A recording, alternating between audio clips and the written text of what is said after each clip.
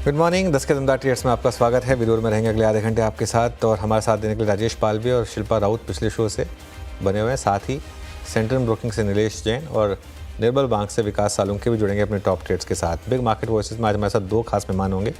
Fundamental से बात करेंगे एडलवाइज एसेट मैनेजमेंट के CIO त्रिदीप भट्टाचार्य से, और केडियानॉमिक्स के फाउंडर सुशील केडिया से समझेंगे मार्केट के लिए कुछ रॉकेट कॉल्स।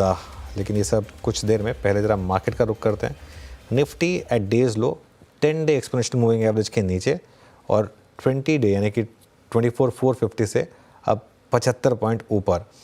आज दिक्कत है कुछ बड़े स्टॉक्स में। बैंक निफ्टी 350 पॉइंट नीचे अब इस समय ट्रेड करता हुआ, लेकिन मिड कैप में आज भी स्ट्रेंथ है। मिड कैप इंडेक्स अभी भी 1/4% ऊपर। हालांकि एडवांस डिक्लाइन जो है वो अब थोड़ा सा नेगेटिव हुआ है, मतलब डिक्लाइंस के फेवर में आया है। अब अगर आप इंडिविजुअल स्टॉक्स की बात करें, इंडेक्स में आज सबसे ज़्यादा प्रेशर डाल रहा है रिलायंस। फिर से रिलायंस 1.25% नीचे, और एक ऐसा स्टॉक जिसने काफ़ी प्रेशर डाला था। हालांकि पिछले कुछ दिनों में यहाँ मूव्स अच्छे आए थे, लेकिन अब फिर रिलायंस गिरने लगा है। और इनफैक्ट अब रिलायंस अपनी जो रीसेंट रैली थी उसको पूरी तरीके से गिव अप करने की तैयारी कर रहा है। सिर्फ करीब 7% की जो रैली उसमें 4-4.5% जा चुके हैं। सिर्फ 2-2.5% बचा है अब रिलायंस की उस रैली में। भारतीय एयरटेल एक और स्टॉक जिसमें प्रेशर आ रहा है कुछ बड़े बैंकों में, खासतौर से HDFC बैंक और कोटक महिंद्रा बैंक में। जहाँ तक F&O स्टॉक्स की बात है, उसमें कुछ स्टॉक्स हैं जो स्टैंड आउट करते हैं। PVR INOX top gainer 4%, Macrotech 3.5%, delivery हमारा स्पॉटलाइट वाला स्टॉक यहाँ पर अच्छे moves 3%, PB fintech, NCC, supreme industries, Paytm, ये कुछ स्टॉक्स हैं जहाँ पर इस समय आपको अच्छे मूव्स दिखाई देंगे। बीरू, ये थी छोटी सी समरी इस बाजार की। अब आइए कुछ ट्रेड्स को स्पॉट कर लेते हैं अपने मेहमानों के साथ। मीनवाइल जो वो 24,500 का घर है, जहाँ पे सबसे बड़ा आउटस्टैंडिंग OI है, वो किसी भी वक्त शायद निफ्टी ब्रीच कर दे, तो पेन है मार्केट में। पैन आपके स्क्रीन पर राजेश पालवी, शिल्पा राउत और नीलेश जैन सेंट्रल ब्रोकिंग से, विकास सालुंके निर्मल बैंक सिक्योरिटी से मौजूद हैं। आप सभी को नमस्कार। Nilesh, good morning. आपके दो ट्रेड्स इस वक्त के। Good morning Virendra ji, good morning सभी को। देखिए, एक बिकवाली और एक खरीदारी वाला ट्रेड है। जिस हिसाब से मार्केट में प्रेशर देखने को मिल रहा है, NBFC स्पेस में लगातार वीकनेस देखने को मिल रही है। चोला फाइनेंस में लगातार तीसरे कंसेक्यूटिव सेशन हम फॉल देख रहे हैं। स्ट्रक्चर यहाँ पे खराब होता हुआ नजर आ रहा है। एक राइजिंग ट्रेंड लाइन का ब्रेकडाउन भी आता हुआ नजर आ रहा है, और शॉर्ट बिल्डअप आज के सेशन में देखने को मिल रहे हैं। यहाँ पे एक बिकवाली करने की सलाह होगी। चोला फाइनेंस को स्टॉप लॉस रखना होगा 1278 का, एंड डाउन साइड में टारगेट की बात करें तो पहला टारगेट 1242 का होगा, एंड दूसरा टारगेट 1235 का हो सकता है। तो 1235 तक की गिरावट यहाँ पर देखने को मिल सकती है, एंड 1278 के स्टॉप लॉस से चोला फाइनेंस को शॉर्ट करके चल सकते हैं। इसके अलावा जो खरीदारी वाला ट्रेड है वो है GNFC में निचले स्तरों से काफी अच्छा रिबाउंड हम देख रहे हैं, और एक फॉलोअप मूव यहाँ पे 640 से लेके 655 तक का देखने को मिल सकता है। 618 के स्टॉप लॉस से GNFC को लॉन्ग करके चल सकते हैं। ओके, GNFC आपका एक बाय कॉल है। अब चलते हैं आगे की ट्रेड्स की तरफ। विकास, गुड मॉर्निंग। आपके दो ट्रेड्स इस वक्त के। Good morning Virendra ji. देखो, ओवरऑल मार्केट का सेटअप थोड़ा सा यहाँ पे वीकनेस साइड जाता हुआ देखने मिल रहा है, तो मेरा पहला सेल कॉल रहेगा वोल्टास। मुझे लगता है यहाँ पे एक प्रेशर बिल्ड होते हुए देखने मिलेगा। अपर साइड में जो इम्पोर्टेंट रेजिस्टेंस था 1800 के आसपास का, उसने कल उसके ऊपर जाके आज थोड़ा सा वहां पे प्रॉफिट बुकिंग देखने मिल सकती है। 1792 के आसपास ये ट्रेड करते हुए देखने मिल रहा है। मुझे लगता है यहाँ से एटलीस्ट नीचे में 1720 के आसपास के टारगेट यहाँ पे देखने मिल सकते हैं, और ऊपर में जो स्टॉप लॉस लगाना है वो 1820 का लगाना है। तो उल्टा यहाँ पे पहला मेरा सेल कॉल रहेगा। बाय साइड में मेरा एक बाय कॉल रहेगा HAL, हिंदुस्तान एरोनॉटिक। यहाँ पे मुझे बहुत strong indication daily chart weekly chart दोनों पे मिल रहा है। प्लस यहाँ पे जो रिट्रेसमेंट का इंपॉर्टेंट सपोर्ट यहाँ पे देखने मिल रहा है वो 4630 का है। तो 4630 के स्टॉप लॉस से इसको बाय करना है। मुझे लगता है अपर साइड में 5000 के आसपास की रेंज इस काउंटर में ओपन होते हुए देखने मिल रही है, तो 5000 के टारगेट के लिए इसको बाय करना है। नीचे में 4630 का स्टॉप लॉस। ओके, HL 4702 पे आपका एक बाय कॉल है। ये सुबह से डिफेंस स्टॉक्स में BL HL दोनों अच्छा करते हुए। शिल्पा जी, आप क्या पिक करेंगे इस वक्त? जी मेरा भी पहला कॉल जेएनएफसी था, बट ठीक है, दैट इज वेरी स्ट्रॉन्ग, तो आई लाइक इट ऑल्सो। तो फिर मेरा अभी दूसरा जो रहेगा बाय, वो रहेगा चंबल फर्टिलाइजर्स में। चंबल फर्टिलाइजर्स भी स्पेस में काफी स्ट्रॉन्ग है। यहाँ पे 520 पे एक अच्छा सपोर्ट है, वो थोड़ा स्टीप स्टॉप लॉस है, लेकिन अगर आप थोड़ा पोजिशनल ट्रेड भी इसमें होल्ड करेंगे तो 580 के लेवल्स भी आ सकते हैं। तो आप अभी भी बाय कर सकते हैं, थोड़ा डिक्लाइन मिले 520 के स्टॉप लॉस, आप इसमें लॉन्ग बने रह सकते हैं फॉर टारगेट्स ऑफ 580। मेरा दूसरा यहाँ पे बाय रहेगा नाइका में। नाइका एक अटेम्प्ट ले रहा है ब्रेकआउट के लिए, एक रिवर्सल है जहाँ पे 170 पे एक अच्छा खासा सपोर्ट है। ये होल्ड करता है तो आपको यहाँ पे 185 से 190 के नेक्स्ट टारगेट्स आपके मिलेंगे। तो Nykaa and Chambal fertilisers. Okay, Chambal fertilisers and Nykaa. Chambal पे बड़ा अच्छा क्लीन चार्ट है। इस वक्त एक टिपिकल फ्लैग 6 महीने की कंसोलिडेशन जोन बाइसेक्ट होती हुई। राजेश पालवे जी, ये 24,500 के वायलेशन के केस लग रहे हैं आपको क्या, और आपका ट्रेड इस वक्त का? तो देखिए वीरेंद्र जी, 24,500 एक इम्पॉर्टेंट लेवल है आज के डेटा में भी। अगर हम देखें तो यही लेवल पे मेजर पुट बेस है, जो कि अब यहाँ पे जिस तरीके से ऑलमोस्ट हम उसके नजदीक आते हुए दिखे। अगर ये वॉयलेट होगा तो जरूर एक फर्दर और चांसेस है कि यहाँ से कट 24,400 की तरफ भी एक्सटेंड होते हुए दिखे। बट लगता है कि अभी टाइम बीइंग के लिए ये लेवल होल्ड होना चाहिए। यहाँ पे अभी भी देखें तो पुट एडिशन पिछले कुछ 5-10 मिनट में भी अगर हम देखें तो ऐड ही होते हुए दिख रहे हैं। तो अभी मुझे लगता है कि शायद यहाँ पे मार्केट थोड़ा होल्ड करते हुए दिखेगा, तो 24,500 का वेट करना चाहिए स्पॉट पे अभी। स्टॉक आइडियाज है, दोनों बाय के ही है। पहला स्टॉक है इप्का लैब। यहाँ पे अगर हम देखें तो पिछले 2-3 ट्रेडिंग सेशन में स्टॉक में जो करेक्शन के बाद एक रिकवरी बनी है, ये स्टॉक अब यहाँ पे हमें लगता है कि एक नैरो प्राइस रेंज का ब्रेकआउट करने के लिए रेडी होते हुए दिख रहा है। स्टॉक में हम एक्सपेक्ट कर रहे हैं टारगेट जो आना चाहिए करीब 1615 से लेके 1630 की तरफ। डाउन साइड में स्टॉप लॉस होगा 1555 के आसपास। दूसरा स्टॉक जो पसंद आ रहा है वो है इंडियन होटल का। एक कंटिन्यूटी ऑफ अप ट्रेंड है। जिस तरीके से स्ट्रेंथ यहाँ पे स्टॉक में daily weekly monthly time frame पे बनी हुई है, हमें लगता है इंडियन होटल का ये आउट परफॉर्मेंस फर्दर एक्सटेंड होते हुए दिखेगा। 900 रुपए तक के अपसाइड के टारगेट एक्सपेक्ट कर रहे हैं। डाउन साइड में स्टॉप लॉस रखेंगे करीब 868 के आसपास। चलिए अब एक काम करते हैं, आगे बढ़ते हैं। मार्केट फंडामेंटल्स पर चर्चा करने के लिए ईडलवाइज एसेट मैनेजमेंट के CIO इक्विटीज त्रिदीप भट्टाचार्य जुड़े हैं। इनसे समझते हैं कि मार्केट में इस समय क्या करना है। त्रिदीप जी, गुड मॉर्निंग। बहुत वॉलेटिलिटी है मार्केट में पिछले एक हफ्ते में, आपका क्या व्यू रहेगा इस मार्केट वॉलेटिलिटी में, खासतौर से रिटेल क्या करे? मेरे हिसाब से नमस्कार आपके शो में मुझे इनवाइट करने के लिए। मुझे लगता है अब ये वॉलेटिलिटी जो है जैन एंड तक बरकरार रहेगी। इसके दो कारण हैं।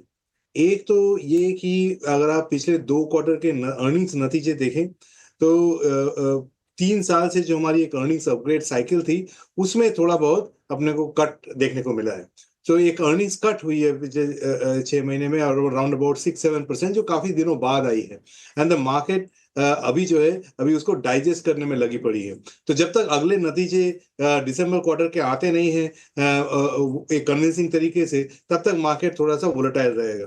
दूसरा, यूएस में जो एक मेजर चेंज हुआ है ट्रम्प के आने के बाद से, जो उनके पॉलिसीज हैं वो हमें मालूम पड़ेगा कि जैन 20 के बाद में।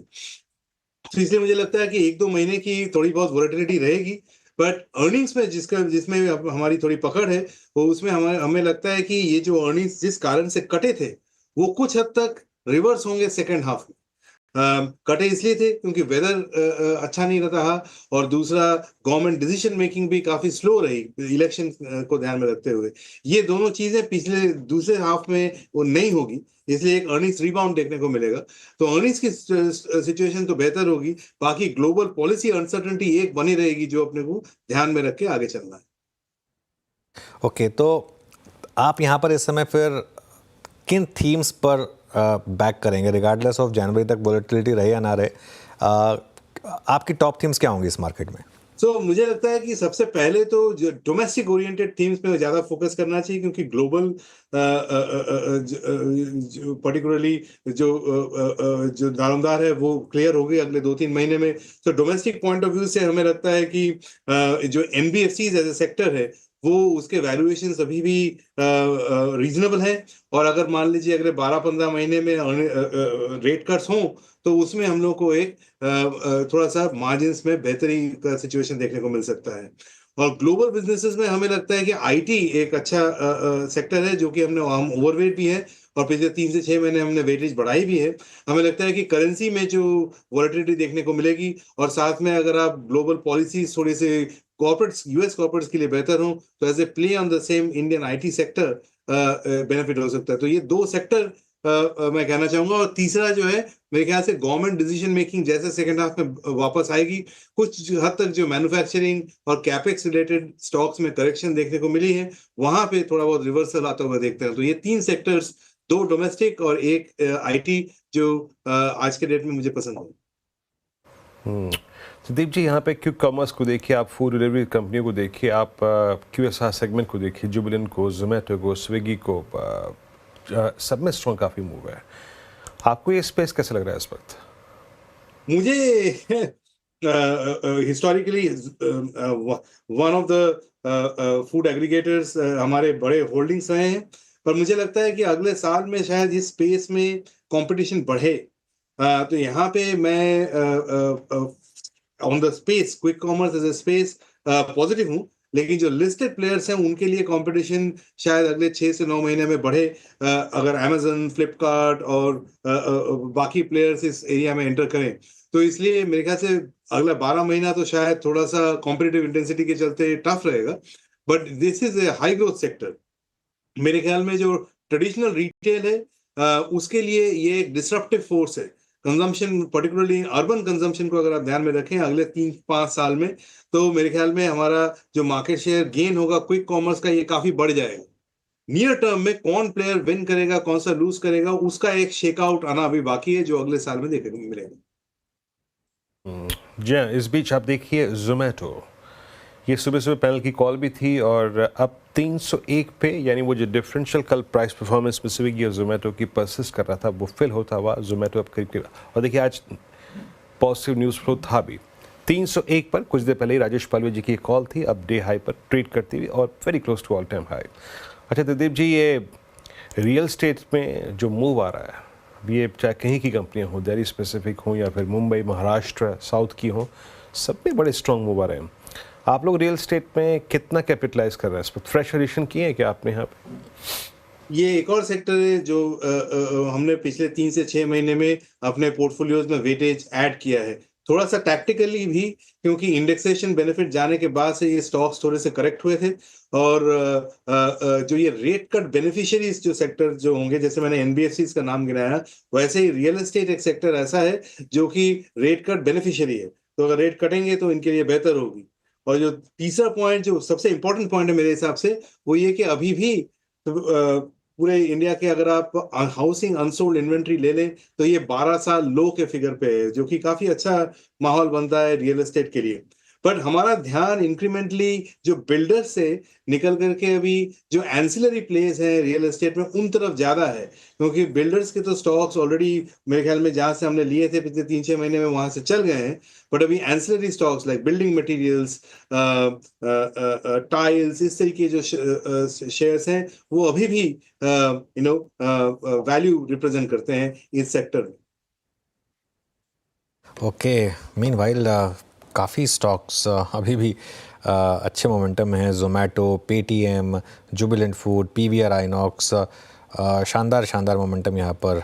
डिक्सन टेक लेकर आइए एक बार जरा वापस, और 19,000 क्रॉस कर रहा है अभी स्टॉक का। त्रिदीप जी, आप स्टॉक स्पेसिफिक बात नहीं करेंगे, लेकिन ये स्पेस जो है, ईएमएस स्पेस, पीएलआई स्पेस, इसमें जिस तरीके के मूव्स रहे हैं, क्या थोड़ी बबल टेरिटरी लग रही है या ये मूव्स ठीक ठाक है, इंटैक्ट हैं अभी भी?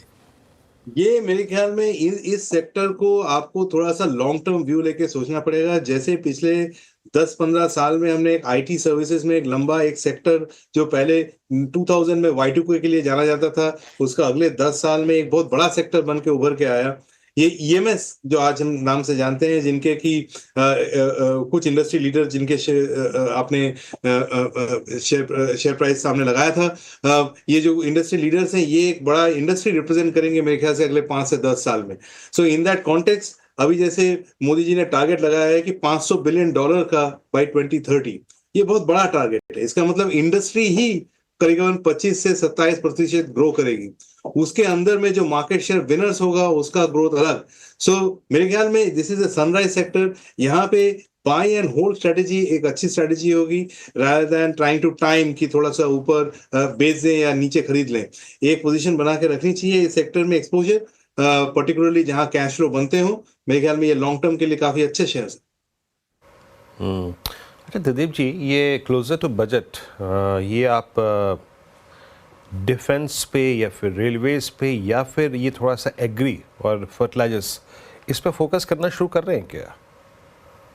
देखिए, हम कंजम्पशन में रूरल एक्सपोज स्टॉक्स में थोड़ा सा एक्सपोजर बढ़ाया है, बट हमने बहुत ज्यादा नहीं किया है क्योंकि हमें लगता है कि कंजम्पशन में अभी भी रिकवरी थोड़ी दूर है। जब मैं कहता हूँ थोड़ी दूर, मतलब 3 से 6 महीने और समय शायद लगे कंजम्पशन को एक जो वीकनेस एरिया है वहां से बेहतर आने के लिए। जब तक कि जो जैन बैच में क्रॉप आएगी उसका जो आउटकम देखने को मिलेगा ये शायद 6 महीने बाद आपको नजर आए। सो जैसे जैसे ये स्टॉक्स और करेक्ट होंगे, हम अगले 1-2 महीने में इनको थोड़ा और फेवरेबली देखने का ऐसा हमारा थिंकिंग है। बट आज के डेट में अगर आप पूछें कि पिछले 1-2 महीने में क्या हमने ज्यादा एलोकेट किया है, आंसर इज नो। क्योंकि हमें लगता है कि अभी भी थोड़े बहुत हेडविंड्स हैं कंजम्पशन सेक्टर में। अभी भी अर्बन कंजम्पशन तो खासा वीक है, उसमें रूरल कंजम्पशन थोड़ा सा इंप्रूव हो रहा है, बट जिस पेस से इंप्रूव हो रहा है वो हमें अभी भी लगता है कि स्लो है। अभी भी 3 से 6 महीने लगेंगे इसको पूरा फॉर्म में आने के लिए। अच्छा, एक स्पेस जिसने बहुत पैसा बना के दिया है वो एक ऐसी स्पेस जहां आप काम करते हैं, स्टॉक मार्केट से related, wealth management, asset management, exchanges, depositories, इन सभी स्पेसेस में ब्रोकरेजेस, क्या ये तेज़ी स्ट्रक्चरल है? क्या ये कोर पोर्टफोलियो होल्डिंग्स रहेंगी? तेजी तो स्ट्रक्चरल है, लेकिन ऑफ लेट काफी एएमसीज के थीमेटिक ऑफरिंग्स इधर पे आए हैं, तो इसलिए क्या होता है कि नियर टर्म के लिए शायद एक बार प्राइसेस थोड़े ज्यादा चढ़ गए हैं, जो हो सकता है अगले 3 से 6 महीने में कूल ऑफ करें। बट अगर आप ये near term ups and downs को छोड़ दें तो कुल मिला के जो वॉलेट शेयर है, जिसमें कि मार्केट्स और मार्केट रिलेटेड पार्टिसिपेंट्स का एज एन एवरेज इन्वेस्टर अपने हमारे देश में काफी कम है। मेजॉरिटी पैसा अभी भी डिपॉजिट में पड़ा है। तो ये जो मार्केट शेयर शिफ्ट है towards other avenues of putting money, which could be wealth management, brokers या फिर asset management companies, ये एक structural market share gain करेंगे from a wallet point of view। and अगर आप इसमें थोड़ा सा, ये एक और सेक्टर है जो कि अगले 5 से 10 साल में थोड़ा सा एक structural view लेके एक core positioning रखनी चाहिए। हालांकि ये काफी वोलेटाइल हो सकते हैं, बट ये मेरे ख्याल से मार्केट शेयर गेन के चलते लॉन्ग टर्म के लिए अच्छा वेल्थ क्रिएट कर सकते हैं। चलिए त्रिदीप जी, बहुत बहुत शुक्रिया आज हमारे साथ जुड़ने के लिए और हमसे बात करने के लिए। अब थोड़ा सा आगे बढ़ते हैं और मार्केट की टेक्निकल बात करते हैं। हमारे साथ केडियानॉमिक्स के फाउंडर सुशील केडिया जुड़ गए हैं, उनसे जानते हैं कि क्या करना है इस मार्केट में। Sushil ji, good morning. Market में इस समय एक जलेबी गेम चल रहा है, निफ्टी बैंक निफ्टी में एक दिन अप एक दिन डाउन, इनफैक्ट घंटे घंटे में बड़े वॉलेटाइल मूव्स आ रहे हैं, खासतौर से जो लास्ट फ्राइडे को आया। अभी कोई ट्रेड बन रही है कि नहीं निफ्टी या बैंक निफ्टी में? बन रही है और अलग अलग चीजें अलग अलग काम करी। पर अनुज, आपने एक बहुत संवेदनशील बात पर उंगली रख दी कि रोज एक एक घंटे में बाजार बदल रहा है और एक एक दिन में बाजार बदल रहा है। समय का अभाव है, किसी और दिन इस पर बात कर लेंगे, पर मैं संक्षेप में बता दूं, volatility index world wide shoot up करने के लिए रेडी है। सिर्फ यूएसए की वॉलेटिलिटी इंडेक्स नहीं, लास्ट वीक हमारी बात हुई थी इस पे, अब इंडियन विक्स भी ऊपर शूट अप करने के लिए तैयार है। या तो इसको आप सट्टा करने के लिए बहुत बड़ा कॉस्ट चुकाना पड़ेगा, इतनी बर्दाश्त करनी पड़ेगी वॉलेटिलिटी की पोजीशन छोटी हो जाए, या एकदम क्लेवर होके बहुत फटाफट घूमते रहना पड़ेगा बाजार। वॉलेटिलिटी अगले महीने भर मेरे को लगता है ऊपर ही ऊपर चलेगी, जो कि एक संकेत है कि मंदी का व्यापार करने वालों के घर में पैसा ज्यादा है। तो क्या टारगेट्स बनेंगे निफ्टी और बैंक निफ्टी में इस स्विंग में? फिर देखिए, निफ्टी और बैंक निफ्टी में थोड़ा सा मुझे विरोधाभास लगता है, जिसका रिजोल्यूशन आगे चल के होगा। अभी तो फिलहाल ये लग रहा है कि पूरे वर्ल्ड वाइड मार्केट्स में मुझे करेक्शन दिखता है, जो कि फेड के इवेंट के कारण अटका पड़ा है। जो फेड की पोजीशनिंग लोगों ने कर रखी है कि इंटरेस्ट रेट्स कट आएंगी, यूएस 10 ईयर रेट की चार्ट लगातार बढ़ रही है। अगर पीसीआर इस चार्ट को दिखा सके मेरे स्क्रीन से, तो देखिए आप, अगर यूएस फेड को रेट कट करना है तो बाजार मूर्ख है क्या, जो लगातार 8 दिन से वहां पे रेट्स ऊपर बढ़ रहे हैं और अभी 2 दिन से भी साइडवेज ही है।